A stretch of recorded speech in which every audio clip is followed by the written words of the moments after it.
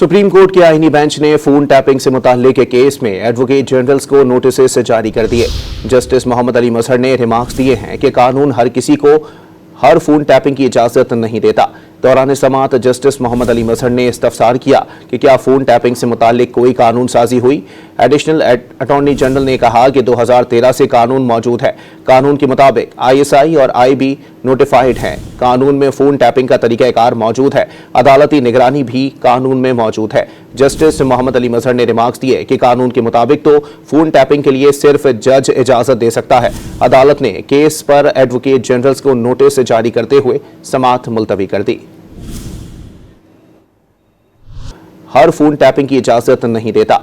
दौरान समाअत जस्टिस मोहम्मद अली मजहर ने इस्तफसार किया कि क्या फोन टैपिंग से मुताल्लिक कोई कानून साजी हुई। एडिशनल अटॉर्नी जनरल ने कहा कि 2013 से कानून मौजूद है। कानून के मुताबिक ISI और IB नोटिफाइड हैं। कानून में फोन टैपिंग का तरीकाकार मौजूद है। अदालती निगरानी भी कानून में मौजूद है। जस्टिस मोहम्मद अली मजहर ने रिमार्क्स दिए कि कानून के मुताबिक तो फोन टैपिंग के लिए सिर्फ जज इजाजत दे सकता है। अदालत ने केस पर एडवोकेट जनरल्स को नोटिस जारी करते हुए समाअत मुलतवी कर दी।